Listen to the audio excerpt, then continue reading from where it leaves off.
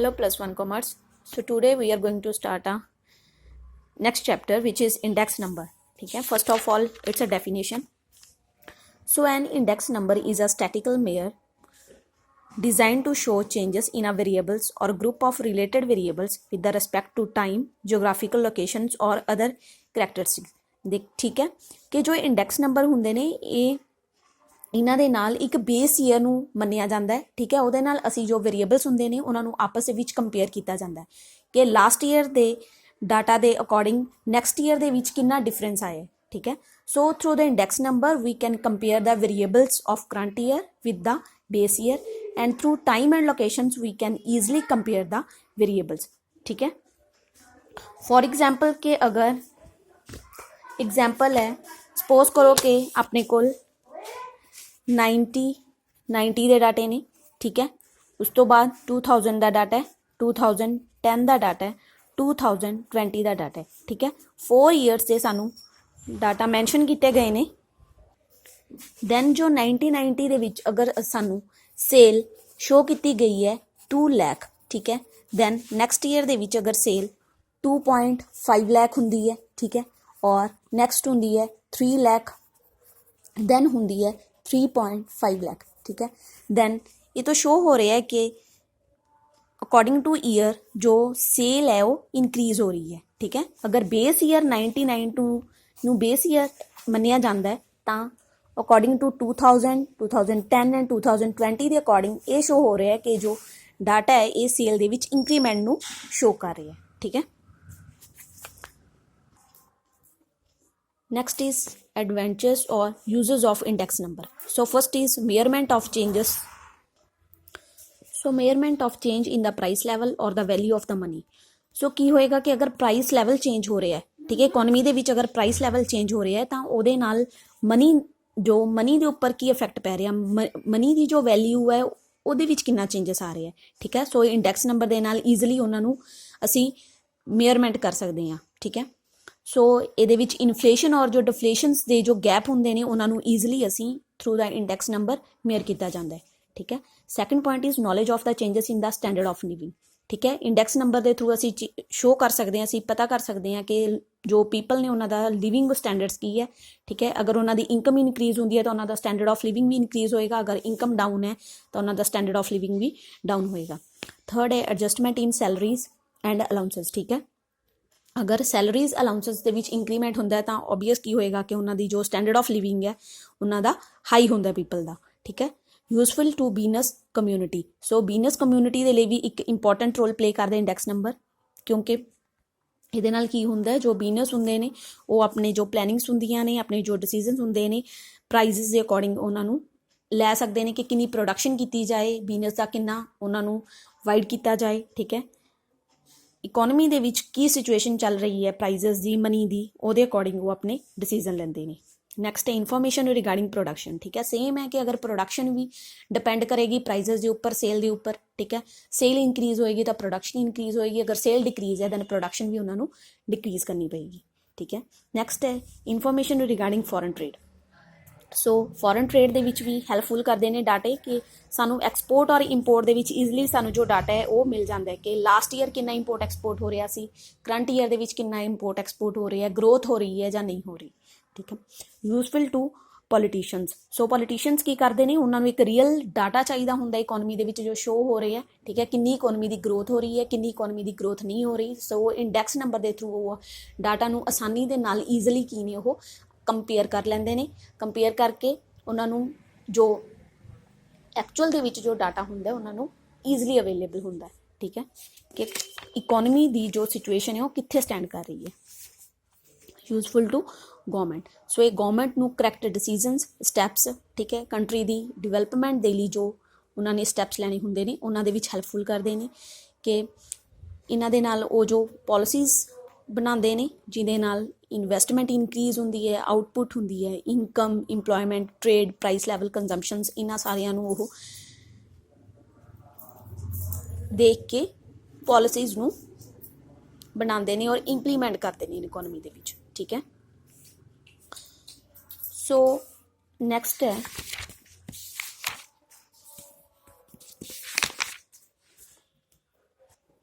So next in syllabus, consumer price index or cost of living index number. So cost of living index means कि जो people दी जो standard of living है वो कितने stand कर रहे हैं, ठीक है. So changes in price affect them different. To know the effects of changing price on the living of different classes of society we need a special type of price index that is called consumer price index और cost of living index, ठीक है.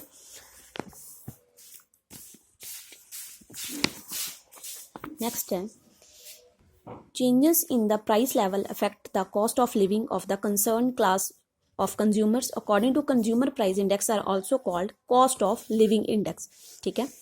सो CPI ਨੂੰ mayor ਕਰਨ ਦੇ ਲਈ ਕੁਝ methods ਨੇ, that is method of constructing consumer price index CPI. it's a very important in this chapter, ठीक है. so two methods ne, first is aggregative expenditure method and second is family budget method. First is aggregative expenditure method. So this method is similar to last year's method. Its formula is CPI is equal to sigma P1 Q0 sigma P0 Q0 into 100. So P1 shows the price of the commodity in the current year, ठीक है. P0 shows the price of the commodity in the base year, ठीक है. And Q0 quantity consume in the base year, ठीक है. P0 Q0 show करते हैं, 0 show कर दिया ने base year and P1 shows the current year, ठीक है. Next formula is family budget method. So family budget formula is consumer CPI is ERW over EW, ठीक है. R equal to P1 over P0 means के current year price over base year price into 100, ठीक है. So first illustration, articles mention नहीं, quantity consumed in the base year means P0, ठीक है. price in the base year, quantity Q0 mention की गई है, price in the base year और price in the current year mention किए गए ने. next is its articles rice, wheat, pulses, ghee, oil, clothing, firewood, house rent, ठीक है. So it's Q0 P0 P1 according to aggregative expenditure method formula is sigma P1 Q0 over sigma P0 Q0 into 100. So it's P1 Q0, it's P1 ते Q0 multiply होएगा P1 और Q0, ठीक है. Next है P0 Q0. सो P0 और Q0 multiply होएगा, साढ़े को आएगा sigma P0 Q0 sigma P1 Q0, ठीक है. Then index number for current year is 130.71. Next method is family budget method. Family budget method shows the R which is P1 over P0 into 100 and W is the base year P0 into Q0, ठीक है. RW formula is sigma RW over sigma W. R और W multiply होएगा, ठीक है, over sigma W, okay. 130.71.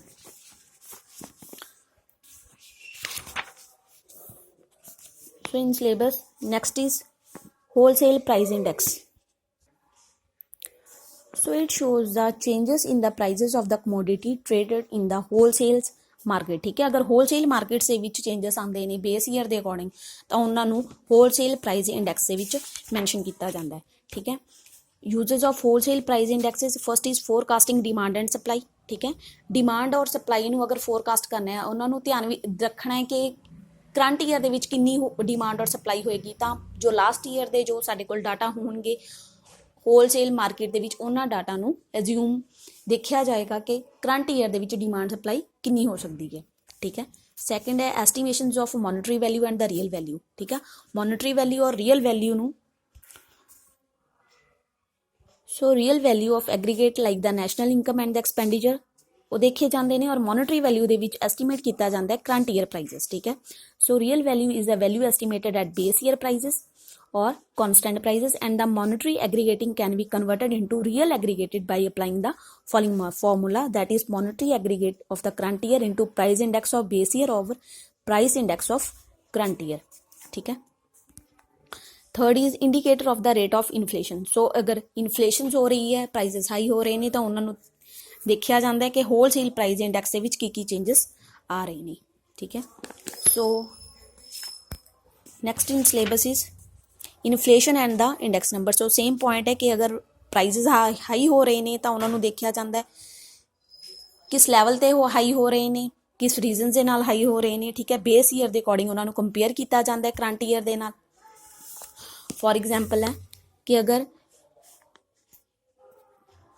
implying a continued erosions in the value of the money or purchasing power of the money, value of money reduced to half if wholesale price rises by 100%। ठीक है, अगर prices high होणगे ਉਹਨਾਂ ਦੇ ਨਾਲ ਕੀ ਹੁੰਦੀ ਹੈ ਕਿ sales ਨੇ ਉਹ ਡਾਊਨ ਹੋਣਗੀਆਂ, ਪਰਚੇजिंग ਡਾਊਨ ਹੋਣਗੀਆਂ। ਠੀਕ ਹੈ, ਕਿਉਂਕਿ ਪ੍ਰਾਈजेस ਹਾਈ ਹੋਣ ਦੇ ਕਰਕੇ ਜੋ ਪੀਪਲਸ ਨੇ ਉਹਨਾਂ ਦੀ ਪਰਚੇजिंग ਪਾਵਰ ਘਟ ਜਾਂਦੀ ਹੈ। ਠੀਕ ਹੈ, ਸੋ ਕੀ ਹੋਏਗਾ, ਇੰਡੈਕਸ ਨੰਬਰ ਦੇ ਨਾਲ ਅਸੀਂ ਇਨਫਲੇਸ਼ਨ ਦੇ ਵਿੱਚ ਜੋ ਡਾਟਾ ਇਨਕਰੀਜ਼ ਹੋ ਰਹੇ ਨੇ ਇਨਫਲੇਸ਼ਨ ਦੇ ਨਾਲ ਉਹਨਾਂ ਨੂੰ ਈਜ਼ੀਲੀ ਕੰਪੇਅਰ ਕੀਤਾ ਜਾਂਦਾ ਹੈ। ਠੀਕ ਹੈ।